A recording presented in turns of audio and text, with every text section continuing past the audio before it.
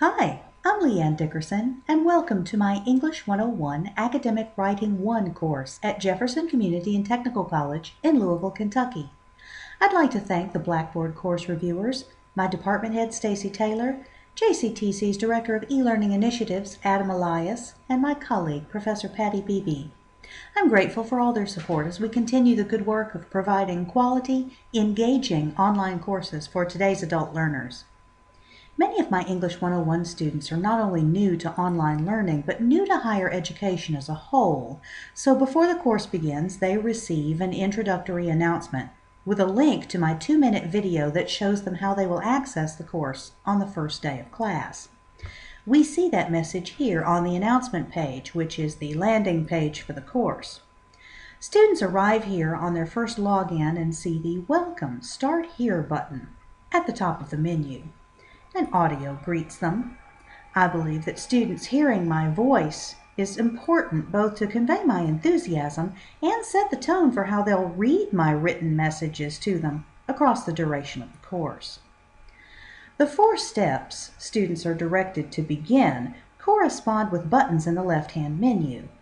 Meet the instructor, introduces me, how to contact me, what my teaching philosophy is. The Syllabus tab is where students learn about course goals and policies. The syllabus itself is a frequently asked questions list designed for digital delivery with hyperlinks and return to menu navigation links throughout. The coffee shop is an ungraded area that remains open all semester for small talk. Module 1 begins the first of 4 learning modules. On the home page of each module, students find an overview description with important dates highlighted and assignment sheets attached. Each module consists of 3 to 5 weeks of lessons, which become available to students as that time arrives. To minimize scrolling, new weeks as they open appear above weeks previously completed, so that course content is eventually in reverse chronological order on this page as we progress.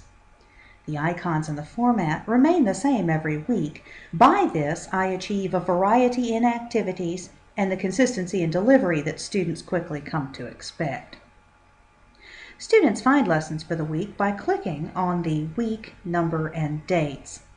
Inside every week are things to read, listen to, watch, and do, drawing on scholarship about visual, auditory, and kinesthetic learning styles. I create videos with Snagit software from TechSmith, and I upload those videos to YouTube. Since I script my audio-visual content before I create it, adding transcripts to YouTube for those who need or want them is easy. I create audio mini-lectures on Podomatic.com and embed them in Blackboard, meeting students at their favorite learning styles and preferences, while at the same time challenging them in their lesser preferred and perhaps lesser developed abilities is a strategy I employ when creating both weekly content and discussion board questions. Clip art is from Microsoft, photos come from Wikimedia Commons or are obtained from Flickr.com according to a Creative Commons license. All are cited appropriately.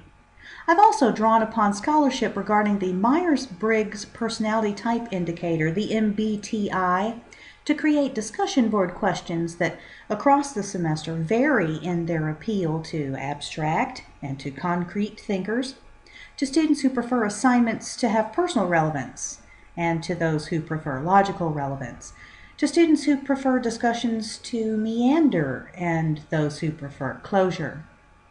I routinely describe the discussion board as the place where the magic of any online course takes place. I use hyperlinks within announcements and discussion board posts to link to surprises to further engage and empower students. I call these areas nooks and crannies. I tell students that no test questions will ever come from hyperlinked content, but really, who can resist the enticement of a colored hyperlink? I maintain a high-profile presence in email and within the course shell. Rather than use emoticons, I write and I encourage students to write stage directions in brackets. I use e-words playfully. I'll e-see you. It's nice to e-talk with you. And I missed your smiling typeface on the discussion board. The best learning happens in a relationship.